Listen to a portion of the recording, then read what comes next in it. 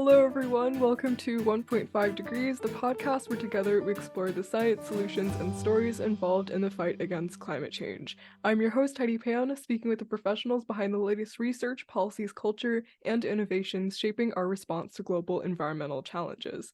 For today's episode, we are joined by Bing Lin, who is a fifth-year Ph.D. candidate under Dr. David Wilkov in the program in Science, Technology, and Environmental Policy, or STEP, at the Princeton School of Public and International Affairs to discuss his research in the human dimensions of coral reef conservation, the impacts of nature-based tourism, and more. Thank you so much for joining us today, Bing. It's truly an honor. Thanks, Heidi. Always great to interact with the younger generation. It makes me feel very old these days. No, not at all. And I mean, thank you for taking the time to be here. And like we had spoken, gosh, it's like a few months ago. That's Time a passes year by ago. Yeah. crazily. Yeah. But like you had been talking about your research, which I found super fascinating. And I guess for listeners, can you tell us a little bit more about what it is that you do and the research area that you focus on? Yeah, absolutely. I need to work on a byline for how to explain my research more succinctly and clearly. But at the No, end of honestly, the go into all depths. Like, day, no, it's really hard because conservation is such an interdisciplinary topic, and necessarily the solutions have to be interdisciplinary as well. So, in a nutshell, my research is looking at creative mixed methods ways that we can inform conservation, primarily tropical reef conservation, with a holistic understanding of all types of stakeholders involved.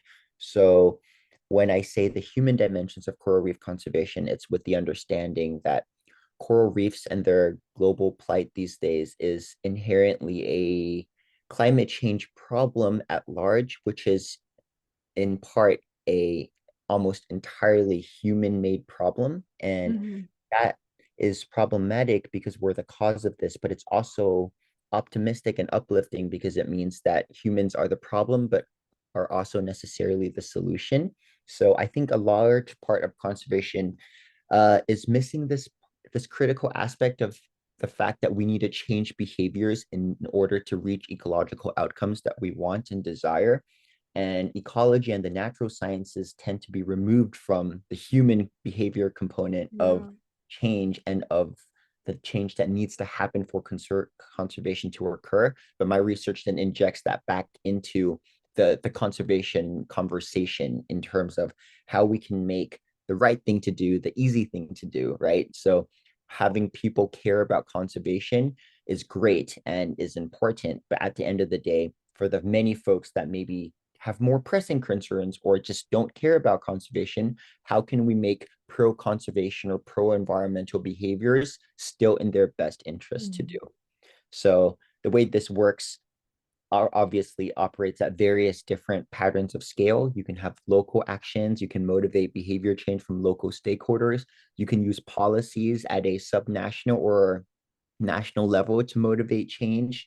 You can do so through global climate change negotiations and other types of cross-national collaboration. So it's the answers are different depending on the scale that you're considering, but it's critical that you consider the human component of this conservation problem. That's such a great way to put it. Yeah, like I've been thinking about how humans separate themselves so much from nature, and it's like we're inherently a part of that. So no, I really appreciate that approach that you have in your research focus, which I mean, I guess that brings me to my next question.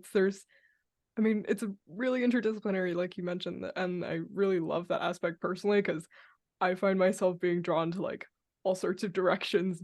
Maybe that's a nicer way of saying I'm indecisive, but we don't talk about that. I guess like how did you come to focus or I mean be a researcher in the first place, but also just focus on this area and I guess this nexus and overlap of these Yeah, disciplines? yeah. Well, if it makes you feel better, I don't think you're nearly half as indecisive as me, and you're certainly twice as successful as I was when I was your age. So, hey, you're going places, and that's great. For me, it wasn't a clear path at all. It was really winding, and I had a bunch of interests, and I still do. I think that's partly why I wanted to do graduate school at such a kind of interdisciplinary and multifaceted place, like the Princeton Policy School, where Mhm. everyone's doing things differently and tackling different problems that all come together in the complex, wicked problem of, global environmental change. So for me, I was born and raised in Indonesia. My parents are from Taiwan, and I started scuba diving from a really young age, like when I was 13, 14. And my kind of breakthrough revelatory watershed moment for conservation was going to Thailand when I was around 14. I went on a liverboard trip to the Similan Islands and just a little north of Phuket. And I remember just these beautiful coral stands that literally took my breath away, which is Mhm. obviously very dangerous underwater. But I remember having a moment being like, wow, these things exist in the world, and I only found out about them like a decade and a half into my life. That's crazy and bonkers. Mhm. And that was such an amazing moment for me. But then what kind of cemented this revelatory change was I went back to this exact same site about a decade and a half later after I graduated college, and I was working in a local boarding school slash orphanage in southern Thailand. And on the weekends, I was a scuba diving guide. And I remember going to the exact same site I was in like 15 years earlier and just seeing a completely different landscape, just seeing a graveyard of broken and bleached coral as Mhm. far as the eye could see, and no regulations in terms of how many scuba divers and visitors could be at a certain site, and just feeling this overwhelming sense of both guilt and also pressure to do something about it. And also an understanding of both humanity's role in contributing to big problematic issues, but then also the things that we can do then to subsequently treat those issues. So that would I would say was my like aha moment. And from that point onward, still meandered a little bit, but I knew that research always excited me, and there are these really big, complex questions, and there are not enough people to tackle them, especially in a way that combines different ways of thinking with different disciplines. And that for me, that was both exciting because you could combine all these different creative approaches, and especially for people who have no idea what they want to do. I mean, for me, I switched majors, I think 4 or 5 times officially in undergrad. I had no idea. Came in as a math major and eventually left as an ecology major, but pivoted through molecular biology, psychology, computer science, all over in between. And now I'm finally finding kind of the merits or the silver lining of being really indecisive. So I Mhm. think people who are young should hold on to that indecision and channel it for good down the line. Okay, that's firstly very relieving for me to hear. Yeah, no, because like I don't know, the more that I kind of speak with just people doing this kind of work, the more apparent it is that, like it's definitely good to have a focus in one discipline, and experts are absolutely crucial, but also like sometimes forgetting that everything is overlapping, especially with something like climate change, is also pretty problematic. So far, what have been some of your like favorite aspects of what you do, and what is your least favorite aspect? Mm, great question. I would say some of my favorite aspects, this applies to graduate school in general, but specifically the lab I'm in, is having the creative freedom to choose the questions I want to ask. Because I think the most important part of being in grad school, especially a research-based program, but also just in science at large, is being really passionate and motivated to truly understand or figure out questions that you have, right? People who are doing science can't lose track of what's most important, and they can't lose that childlike awe of, oh, we're finding something out, we're discovering something new. And when you can ask the questions that you want the answers to, you're necessarily very invested in figuring out what those answers are. And to me, that's the favorite part by far. Just having an idea in your head or having a hypothesis based off of something you've seen in the real world, and being able to follow through with that to conjure up a research question, to then create the methods that are rigorous and methodological enough to tackle that question in a concretized and systematic way, and then finding the answer to it. I think that process is really creative necessarily, and that creativity is what fuels scientific progress in general. And this applies at all different types of scientific research. So You may or may not have heard of something called Pasteur's quadrant. It's the idea of how to figure out what type of science to do. So on one axis, you have your basic research. This is the Mhm. idea of doing blue skies research or research to figure out, such as why is the sky blue, right? There's no direct answer to potentially benefit humankind. Finding out that answer isn't immediately relevant in terms of how that might be applicable.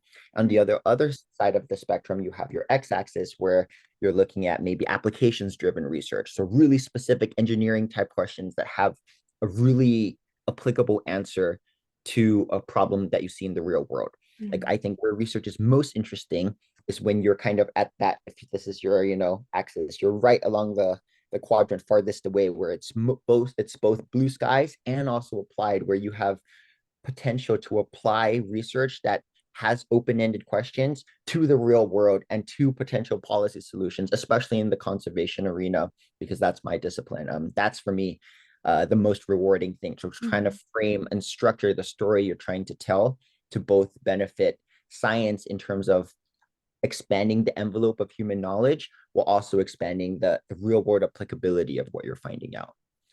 And then the things that aren't so fun, I think, are for me personally, just the administrative logistics that necessarily have to accompany all the questions you have. So things that might seem glamorous and fun are oftentimes also accompanied by just hours and hours of tedium and hard work staring at a computer. And oftentimes that's lost in the bigger picture. But also, I think in moments like that, it's important not to lose not to lose sight of the prize and what you're doing and how you're doing it. And I can have examples later on with like projects I'm currently doing that kind of exemplify this. But I think for me, just the many hours of rigor and mostly just staring at a computer or lines of code or writing emails and stuff. Yeah, oh gosh. I'm doing like very rudimentary, like high school kind of research, and already Mhm. I'm seeing that as like both sides of that for sure. Yeah, I mean, I'd love to even just go into it now. Like, what are the kind of projects that you're working on, and how do they Yeah. exemplify that? Yeah. So I think as I was talking about these very nebulous and vague principles that I think one should apply to science, I was thinking maybe examples would be helpful. So for me, during the pandemic, I was stuck at Princeton and trying to figure out how I could do some field work. I really wanted some field work experience and I really wanted to do work on coral reefs. As you know, the continental United States is not necessarily known for its vibrant seascapes. Right. And I couldn't go back home to, say, East or Southeast Asia to conduct this field work. So I saw on our school's travel advisory guidelines that travel was fine at that point. This was in 2020, but it had to be domestic. So I was thinking, well, what's the farthest I could go while staying within the confines of the United States? So a month later, I booked a flight out to Hawaii, and it was my first time there. And it's an island chain in the middle of the Pacific, as most Americans know. And for me, it was really amazing because being on the ground, I could witness and observe tourism and coastal tourism specifically firsthand. And Hmm. I came to the realization that tourism isn't randomly distributed around both Hawaii and also anywhere, right? So there are certain places along the coast that are more likely to attract tourists than others. And there are a whole host of reasons for this, right? It could be accessibility, how close it is from the airport, for instance, how many nice five-star Sheraton hotels there are in the area. It could be how nice the water is, how pretty the beaches are, um, a whole host of different reasons. But it wasn't immediately obvious to me what the relationship was between the state of the natural environment. So, what the water conditions are like, how much coral there is with the level of tourism that certain places experience. And I Hmm. looked into the literature and I found, for instance, on one hand, you have surveys that ask people what's important for you when you choose a site, and they'll give you answers, right? Like, oh, how cheap a place is, how accessible it is. So that gives you a glimpse of why people are doing what they're doing and where they're going. And on the flip side, you also have studies showing that, oh, when you have too many people in a site, oftentimes that can lead to site degradation or Mhm. coral reef damage or something. These are all either just a subset of people being asked questions, or they're site specific in the sense that a site area has certain environmental repercussions from too many people, but you don't really know a larger scale pattern of how this works. So being kind of curious about this, I was like, okay, well, I want to figure out the relationship between coral reefs and coastal tourism at an entirely regional scale. I don't just care about one bay, say in Oahu, or one beach in Kauai. I want to figure out systematically what's the relationship between coral reefs and coral. So the beauty of research is that you get to ask pretty crazy large scale questions like this, and then you get the resources to try to figure out how to get to the bottom of it. And for me, I was like, okay, well, there, I need to figure out where the coral reefs are, and B, I need to figure out where the people are. And then with these two things, I'll be able to then figure out how much they overlap, how much they co-occur, how one might be responsible for the other, and vice versa. So to first figure out where all the coral reefs are, I teamed up with a really just A+ scientist. His name is Greg Asner. He's a celebrity in the field. He does a lot of work on both terrestrial and marine land and seascapes, respectively. But for this purpose, he is also a founding member of what's called the Global Airborne Observatory. And he's now Mhm. based in ASU, Arizona State University. And what he did was he flew an airplane over all the main Hawaiian islands, and using really advanced, imaging, spectroscopy, fancy things that I have no idea how to Uh-huh. exploit or what they do, and machine learning models, they created a map of where all the coral reefs are across the entirety of the main Hawaiian islands. And they figured this out to like a 2 meter by 16 meter resolution. That means that for every 2 by 2 meter grid across all the basin beaches or coastal waters of Hawaii, they could figure out to a 16-meter depth how much live coral there was. So that's a pretty Mhm. comprehensive, high resolution map of where coral reefs are. And then that's half the puzzle. And for me, I was like, okay, well, then how do I figure out where all the people are?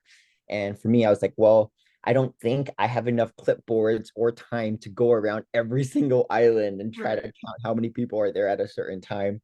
So what I thought of doing was I created basically a web scraping script that went through it went through Instagram, and using basically a Python code I wrote, it extracted post information for every single bay and beach in the main Hawaiian Islands to get a sense of where people were going and why. Mhm. And then I subsetted it by hashtags and comments to figure out what were the reasons that people were at a certain place. So, like hashtag scuba diving would give me a sense that someone was there to scuba dive. Hashtag morning coffee barista maybe would give me a sense of, oh, people were on the beach just chilling at a certain place or something like Mhm. that. And then with these two data sets, I had a really comprehensive look at both where people are and where coral reefs are. I could figure out the relationship between them. And I found that coral reefs, both total live coral cover and average live coral cover, were extremely important in driving coastal visitation. Yet, Mhm. in addition to a host of other variables, such as really pristine water conditions, accessibility to roads, and the such. And I also found simultaneously that the more people visited a site, the more likely that the corals close to the shore would be damaged. And this was a finding that was extrapolated at a regional scale. So not just in one site, but Mhm. across many, many sites, and especially the most popular sites. And what's really exciting is that this pretty much completely came about because I was just trying to figure out where the coral reefs and where the crowds were. And then you actually get to pursue this, to its logical conclusion. You end up with a cool publication. And just like 2 or 3 weeks ago, really excitingly, someone had sent an email to my advisor, Professor Wilkove, that told him that the work that we were doing in Hawaii on coral reefs there was having a measurable impact because Hawaii, based partly or motivated partly by the findings of our paper, are going to be implementing on January 1st, 2024, what's called an ocean stewardship fee, Mhm. where visitors are going to have to pay a $1 conservation fee in order to use coral reefs and to engage in reef related activities. And that's a really cool kind of finding. And obviously, this was put into the legislative process many years before our study even came Mhm. about. But to know that your paper contributed however small to this Right, ultimate right. policy process is really inspirational and what's motivating me. So that's an example of obviously the great things that can come about science, but then on the flip side, also knowing that, when you have to create a script that goes through over a million Instagram posts, you're going to Right. be staring at a lot of screens and you're going to have a lot of awkward pictures about people in bikinis and Right. turtles and all stuff pop up on your computer work screen. So yeah, there are pluses and minuses to all types of projects. Oh my god, I didn't even think about that. That's so funny. But Yeah, no, that's such a smart way to go about it. And like, no, like you said, that to have that data to then support those policies, that's also such a crucial part of that. So that's super cool that it's now, having this concrete like impact or yeah, no, super rewarding. it goes also to show like, I mean, this is just a question I've been thinking about, but like inherently ecotourism is it's about the environments and the ecosystems there. So then why not like protect those so that you can sustain that source if so much of policy is driven by like money and whatnot. I don't know, but that's Absolutely. Yeah. I mean, it's kind of like the seminal paper that was led by researchers in Australia that were showing how if you leave a shark in the water, it can be worth millions of dollars for tourism and ecotourism throughout its lifetime. But if you kill it now, you'll be able to salvage like $100 from, say, whatever supplier you sell it to. So it's the idea of, okay, you cannot care about sharks. That's totally fine. And that's your decision. But if you care about economic growth, how can you still then make the right thing to do, the smart and environmentally savvy thing to do, right? So it's Mhm. kind of like how you can motivate conservation in a way that's more creative and more considerate of potential differences in thought and of availability of resources than just saying that like, oh, care about conservation because it's your imperative. It's the same idea of, like first world countries or developed nations trying to tell other nations to curb their carbon emissions when they're the reason that, got us into this trouble. Or, our parents' generation being like, well, you guys have to fix the problem. But for Right. us, it's being like, well, you're the people who caused it, right? So it's this idea of like, how can you make stakeholders want to do the right thing without infringing on their rights, their right to resources and their right to growth, while Mhm. also, being really cognizant of the fact that we're at a really critical juncture in our life's, trajectory and the life of our planet's trajectory. So it's a sticky problem, but I think that the solution has to entail this overarching, mantra of the right thing and the easy thing being the same thing. Oh, that's so true. And I really am curious about what are some of the things that you've learned about that can make the right thing easy to do for stakeholders, like any examples and stuff.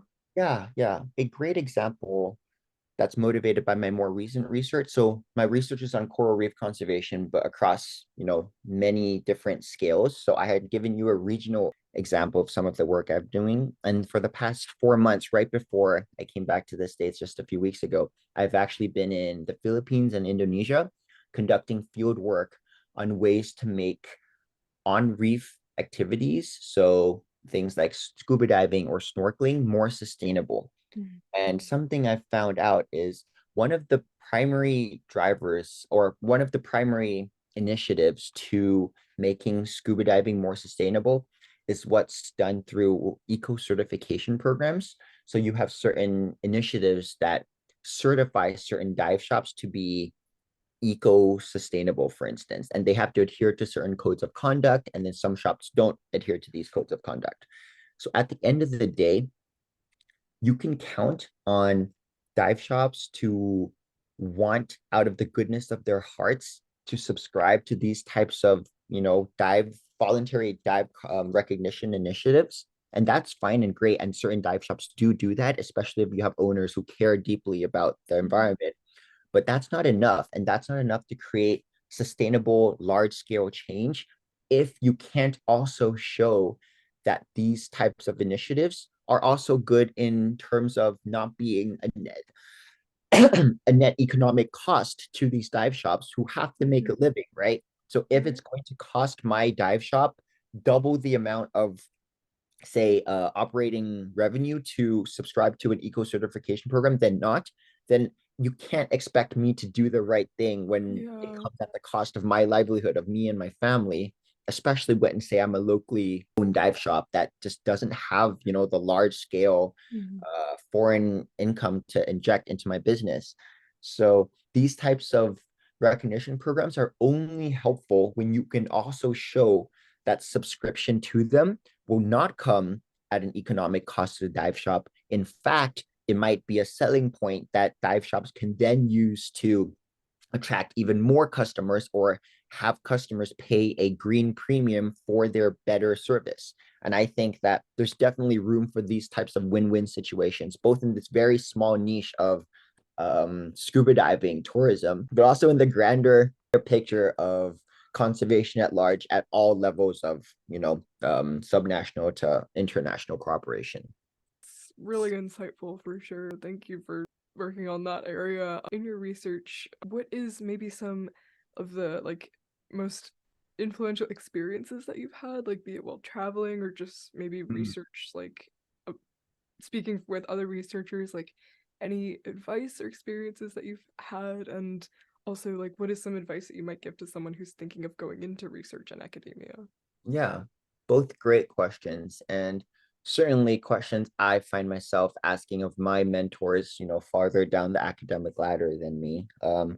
But I think that at the end of the day, what's really important is to keep grounded by the reason you want to go into something in the first place. I think that oftentimes people can lose track of why they're doing what they're doing, especially as they get more siloed or more specialized in Mm. specific fields that they're in, and especially when they become more decorated by accolades or awards or papers or whatever, you can sometimes lose track of why you're doing what you're doing and what ultimately matters. It's easy to be sidetracked by all these material, but also just unnecessary or unrelated things to the mission statement you have. So going through both your research to constantly ask yourself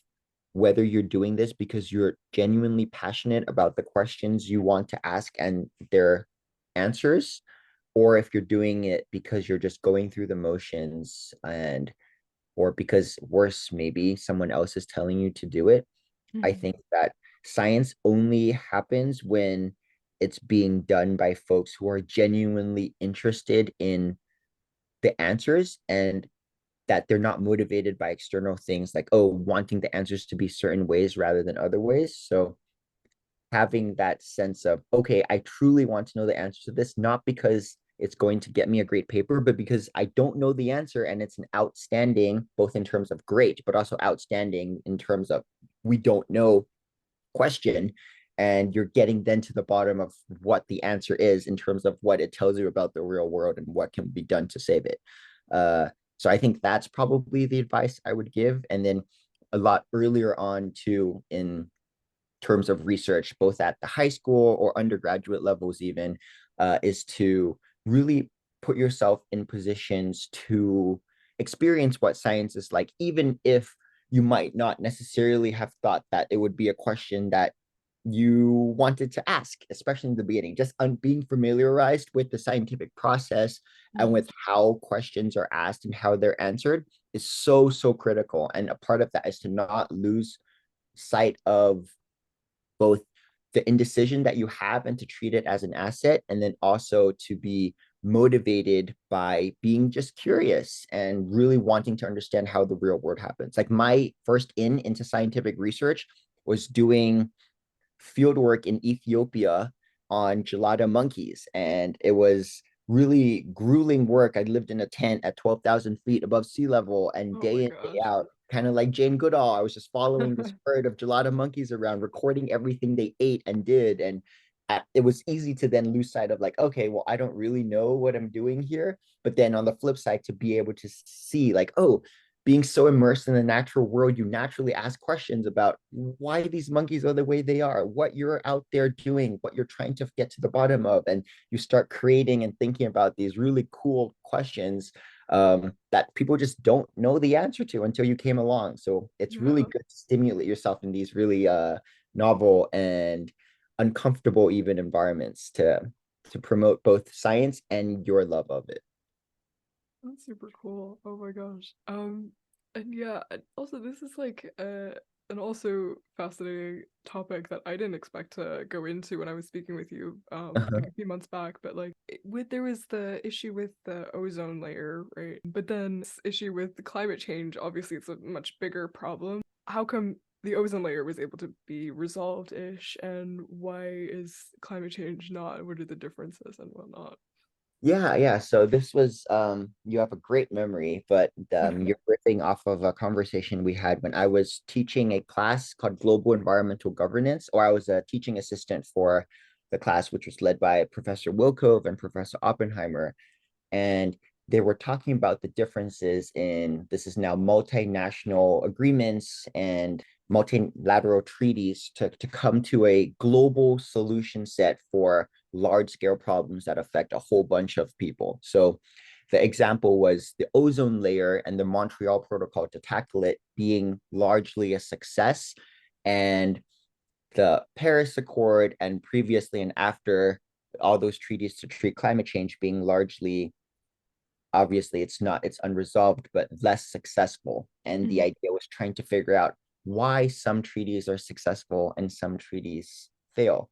And I think it comes down to, even at the global scale, just this understanding that you need to have the right circumstances and contextual factors in order to create and motivate change. So the Montreal Protocol came at a time where it was really hot and front and center and present in the minds of the public, and especially in the minds of the public that were in control of governments that, or that were part of countries with governments that could actually make a change. So the fact that the Montreal Protocol was tackling the ozone layer, and it was folks say in in the United States that were primarily concerned, meant that the US could have a global concerted push to then tackle this issue. But when Mhm. you have inequitable different when you have differences between where the causes and consequences of a problem are, that's where things are not great, right? So for climate change, for instance, it's not necessarily the case that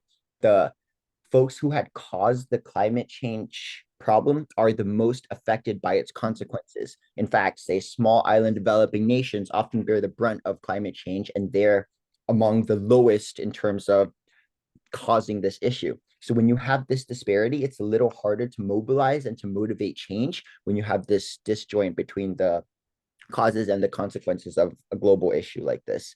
And another thing is, it's much easier to have a concerted push towards solving the ozone layer problem because the causes of it was also a much smaller thing. Ban Mhm. CFCs, and it's a pretty straightforward solution, and it doesn't come at the cost of that many, industries or economic revenues and potential.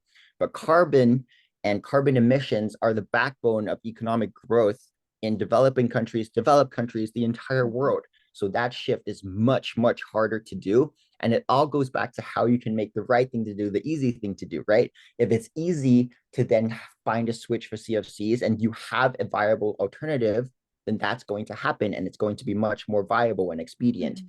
But when you don't have a viable alternative to carbon emissions, that makes it really hard. And that's why when you have really attractive alternative sources of energy production, for instance, you have cheaper renewables, you have a lot more options that are more economically solvent. That gives us a better position to tackle tricky problems because you're making the switch from, say, a pro environmental solution from a carbon emission. And that switch is much easier to do because it doesn't come at the cost of lives or jobs.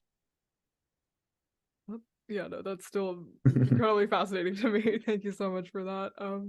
Yeah, no, and I really want to respect your time. So I guess like to wrap up, I mean, this is a question I ask every episode, but if you could turn back time to any point in your life earlier, and like carrying the experiences that you've had with life so far, what is some advice that you might give to that younger version of yourself? Hmm, what a fabulous question. I think that I would probably go back to the end of high school, so probably right where you are right now. And I would tell myself to do a better job of sorting out the difference between the signal and the noise in terms of what matters most in life. And this Mm, applies to research, it applies to school. But I think that oftentimes at, a really young age, you're 18, 19, you're going through a lot of transitions in your life. It can be so easy to get mired and trapped in social, but also just things in your life that don't really matter in the grand scheme of things. And mm, to really remind yourself, like, would this be something that I care about in a week, in a month, in a year, in 10 years? And if the answer successively is no to many of these different scales in time, then it's not worth getting caught up in things that don't matter, right? I think it comes down to keeping your eyes on the prize and really doing what makes you happy and fulfilled. And that can be something that's easily said, but not easily done, especially when you have a whole bunch of social pressures, academic pressures, athletic pressures, what have you, familial pressures going on in such a period of change. So just mhm. thinking, doing a stock take once in a while of like, why am I here? Life is short. What really matters and what can I do to get the most out of my short time here? I think is really important. That's such great advice. Thank you so much for that. Yeah, I'm trying to keep that in mind whenever I fuss about all the test scores that I mess up and oh Yeah, gosh. Yeah. perfect example. Just yeah, things that are adding so much stress and so unnecessarily so.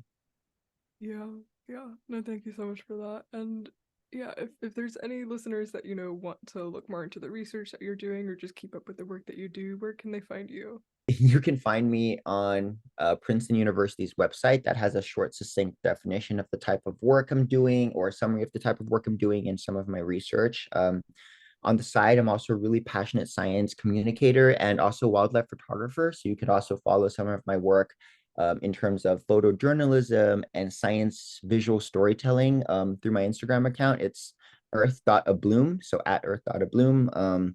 I'd be very happy to speak with you on all topics. I am so motivated by young folks, especially like you, Heidi, who are just doing such incredibly important things. And yes, it makes me feel terrible about myself and what I was up to at your age, but it's also really inspirational. And I'm sure you get this at every episode, but you're doing all the things right. Great stuff.